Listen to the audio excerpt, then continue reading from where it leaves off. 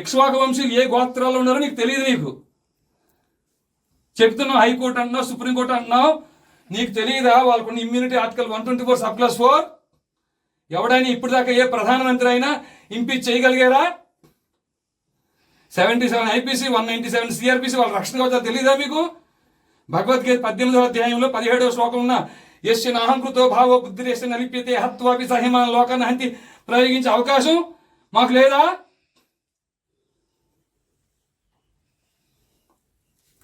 ఏమీ తెలియదండి అయ్యా. పండితులు వేషం వేసుకుని తెలియని నటవిట శూద్రుల వనితలు స్వవచమౌటకు ఉపదిశించి సంతసిల్లి స్వరలయం బులెరుంగకని శిలత్ములై సుభక్తులకు సమానమని దుడుకుగల నన్నే దొరకుడుకు బ్రోచురా. స్వరం తెలియదు. స్వరం తెలుసా? లయ తెలుసా? ఇక్ష్వాకు వంశీయులు ఏ గోత్రాలు ఉన్నారో తెలియదు. క్షాత్రం కలిగిన వారు మీ పరిధిలో ఎంతమంది ఉన్నారో తెలియదు. వైశ్య పరంపర 44వ శ్లోకంలో చెప్పిన వైశ్యులు కృషి గోరక్ష వాణిజ్యం మీ ఆలయ పరిధిలో ఎంతమంది ఉన్నారో తెలియదు. అన్య మత ప్రార్థనా మందిరాల్లో బోధిస్తున్నారు ఈ దేశాన్ని ఎలా దోచుకోవాలని. తెలిసిందల్లా ఒకటే, బలుపు అంతా ఒకటే, బలుపు అహంకారం ఒకటే. మీ స్వామి ఎప్పుడు దందుర్బాణాలు పట్టుకొచ్చి మీ మాటలు వింటాడనుకున్నావా నువ్వు? ఈ అర్చక పురోహితులు మీ పని ఇది. మీ ఆలయ పరిధిలో క్షాత్రం కలిగిన వారు ఏ గోత్రాల్లో ఉన్నా, వైశ్య పరంపర వారు ఏ గోత్రాల్లో ఉన్నా ధర్మస్థాపన కోసం కలిలో రామరాజ్యం ఏర్పాటు అయ్యింది. భగవద్గీత 4వ అధ్యాయం 7-8 శ్లోకాల ప్రకారంగా. అయ్యా వీళ్ళు అనుకుంటున్నారు ఏమిటి? ఆయన నా వల్ల అయితలేదు నాన్న, నేను ఎగ్జామ్ లో ఫెయిల్ అయినాను, పనికిరాను అన్నావు కదా. పనికిరాను చెప్పింది వింటూ నేర్చుకో. ఇలా చూడు, వింటున్నాను, అవకాశం ఇస్తున్నా, ఉగాది వరకు సమయం ఇస్తున్నా నీకు. రామరాజ్య ఉన్నంత పక్కన పెట్టు, రామరాజ్య స్థాపన కోసం పనిచేయి. ఆ తర్వాత లేదా ఎవరో కాపాడుతారు, ఎవరో చేస్తారు, రిపిటేషన్లు SLPలు వేస్ట్, క్యూరేటివ్స్ దాకా ఉన్నాయి, వాళ్ళే దొంగలు.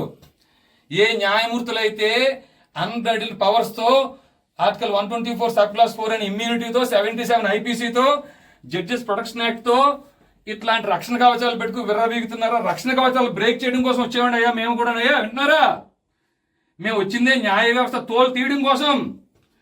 వాళ్ళ దగ్గరికి వెళ్ళి భిక్ష అడుక్కుంటావు నువ్వు, వెళ్ళి వాళ్ళ దగ్గరికి వెళ్ళి రిపిటేషన్లు వేసి వాళ్ళు కొట్టేస్తే ఇంపీచ్మెంట్ చేసే అవకాశం నీకు ఆర్టికల్ 124(4) ఇచ్చిందా? ఇచ్చిందా మీకు? కలిని బంధించడం కోసం వచ్చామని ఆయన మేము వచ్చింది. అయ్యా మీ రావడంత అందం మాకు లేకపోవచ్చు నాయన, కానీ మమ్మల్ని పంపించిన వాడు హరిగుణ మణిమయ స్వరములు గళమున శోభిల్లు భక్త కోడులిలలో. హరిగుణ శ్రీనీల గోత్ర క్షాత్రం గుండెల్లో ఉంటానంటే కాళ్ళ దగ్గర పెట్టిన దుర్మార్గుడు నేను. ఏ మాత్రం జాలి దయ లేని వాడిని. ఎందుకు వచ్చానంటే ఆ ముక్కంటి పిలిచిన పిలుపుకి వచ్చాను నేను. వీళ్ళలో ఒక్కరు కూడా వారి అన్నం కోసం కుటుంబం కోసం రాలే, ధర్మం కోసం ప్రాణం ఇవ్వడం కోసం వచ్చారు. ఆ తల్లి ఇంట్లో చెప్పి వస్తా నేను తిరిగి రాకపోతే మీరు నా కోసం బెంగ పెట్టుకోవద్దు అని చెప్పి వచ్చారు. ఇక్కడ దొంగలు ఎవరు తెలుసా నాయన? దొంగలు ఎవరు? మర్డర్లు మానభంగాలు చేసేవాళ్ళు కాదు.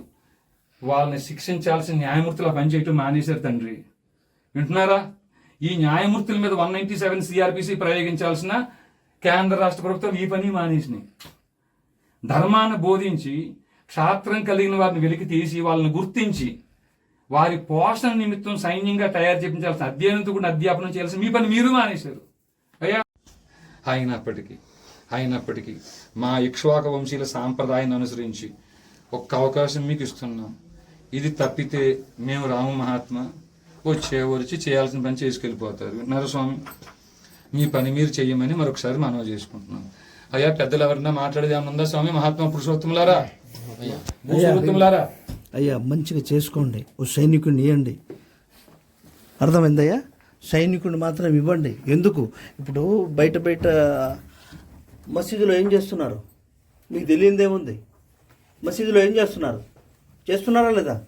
ఆవులను కాపాడితే నన్ను 4 రోజులు జైల్లో పెట్టిరు. ఈ కోర్టులు పోలీస్ స్టేషన్ ధర్మస్థాపన చేయాలండి.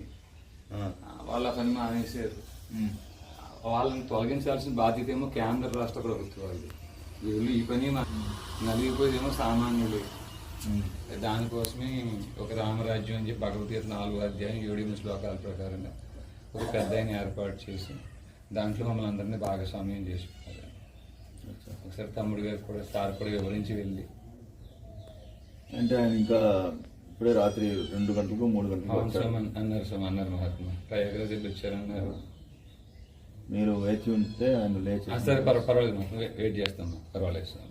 ఆస్మి భగవత్ సేవ చేస్తాను, ఆయన పాదాలు పట్టుకుంటాను, రామరాజ్య స్థాపనకి నాటం చేస్తున్నాను. ఎలా చేస్తారు? రాజ్యాంగం ప్రకారం చేస్తున్నా. రాజ్యాంగం ఏం చెప్తుంది? రాజ్యాంగం ఏం చెప్తుంది? నువ్వు చెప్పు, రాజ్యాంగం ఏం చెప్తుందో నువ్వు చెప్పా. రాజ్యాంగం ఏం చెప్తుందో? కత్తిబడిలో చెప్పమంటుందా? కత్తిబడిలో చెప్పమంటుందా? ప్రెసిడెంట్, ఇవాళ రోజు governors and Rajprakash shall not answerable to any courts. Governor, President. In the name of God, I take the oath. నాలాంటి వాడు భక్త చిక్కినోడు నీకు దొరికింది. ఇదే పని ఇవాళ రోజు శబరిమల జడ్జిమెంట్ లో ఈ దేశంలో శ్రీరాముడికి అధికారం లేదు అని ఒక జడ్జి చెప్పిండు. ఇదే పని. కూర్చోండి ఆయన.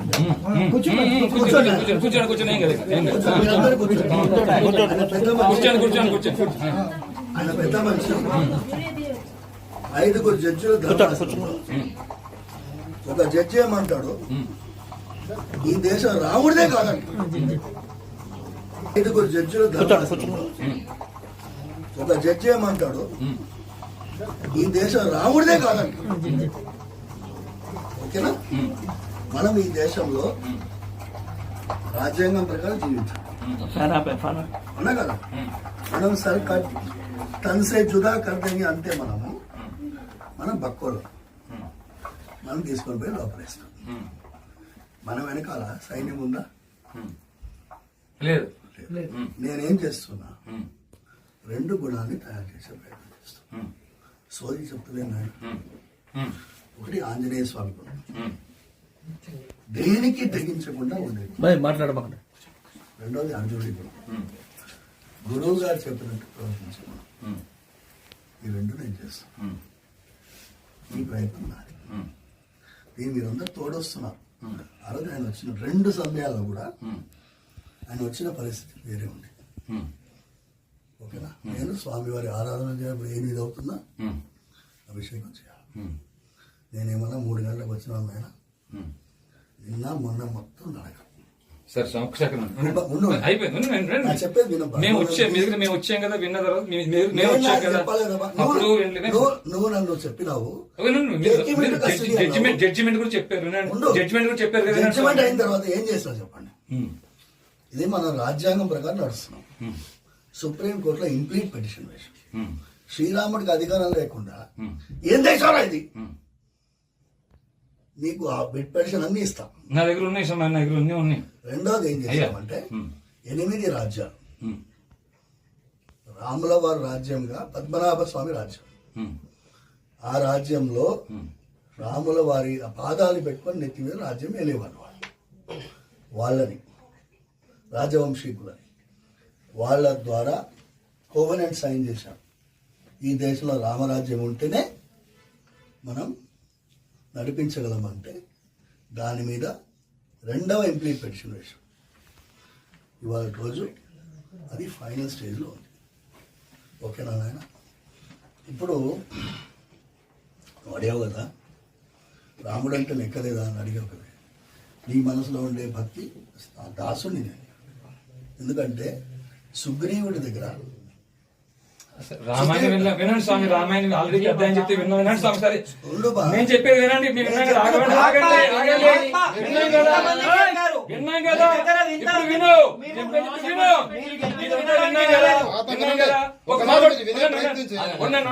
ఏం చేశావు వినండి, ఫస్ట్ వినండి. వినటం కూడా నేర్చుకోండి మీరు. ఒక్క నిమిషం చెప్పిన తర్వాత నేను వింటాను. సార్ చెప్పండి. 1 నిమిషం. ఆఖరిది ఏంటి అంటే, ఇవాళ రోజు విశ్వరూపాన్ని ప్రదర్శించే సమయం వచ్చింది. ఓకేనా? విశ్వరూపం ఎట్లుండాలి? మొన్న విజయవాడ శంఖారావం చేసిండు. ఓకేనా? శంఖారావం చేసిన తర్వాత నా దగ్గరికి వచ్చినారు కొంతమంది మహానుభావులు. వచ్చి ఇవాళ రోజు దేవాలయాల భూములన్నీ ఆక్రమించుకున్నారు. ఒక రెడ్ పెన్షన్ వేద్దాం. రెడ్ పెన్షన్కి మీరు సాయం చేయాలి. పిటిషనర్ నేను ఆయన నేను ఒక్కడనే ఎన్ని పెన్షన్లు వేయాలి? రెండు పెన్షన్లు వేసే జమానా అయిపోయింది. ఒకరోజు ఎండోమెంట్స్ డిపార్ట్మెంట్ ముట్టదిద్దాం అని నేను పిలిపిస్తా. ఎన్ని వందల మంది వస్తారు అని అడిగినా మీరందరూ ఉన్నారు చూసారా, నేను ఒకరోజు ఎండోమెంట్స్ డిపార్ట్మెంట్ వెళ్తాను. ఇట్లనే మీరు రావాలి. ఓకే, మేము వస్తాం. ఓకే, వస్తాం. తప్పకుండా వస్తాం. తప్పకుండా వస్తాం. వినండి జీ, తప్పకుండా వస్తాం. ఇప్పుడు వినండి. మాకు వినండి. మీరు ఇంతవరకు చెప్పారు కదా, విన్నాం కదా. వినండి. మాకు వినండి. ఇప్పుడు ఆ వినండి. రోజు జీ, వినండి. వినటం అలవాటు చేసుకోండి. వినటం అలవాటు చేసుకోండి. అలవాటు చేసుకోండి. ఎప్పుడు చెప్పడం కాదు, వినటం కూడా అలవాటు చేసుకోవాలి. చెప్పడానికి వచ్చాం. వినండి జీ. అలవాటు చేసుకో. చెప్పారు టీవీలో రోజు వింటున్నాం. అన్నయ్య మాట్లాడతారు, ఒక్క నిమిషం ఆగండి. భూమి అంతా ఇక్ష్వాకు వంశీయులని రాముడు అన్నాడని విన్నాం. నిజమేనండి? నిజమా కాదా? ఈ మొత్తం అఖిలాండకోడి బ్రహ్మాండకుడు ఆయన నాయకుడు ఆయన్నే. ఓకే, ఈ మాట అడిగింది చెప్పండి. ఈ భూమి అంతా ఇక్ష్వాక వంశీయులని రాముడు అన్నమాట నిజమా అబద్ధమా?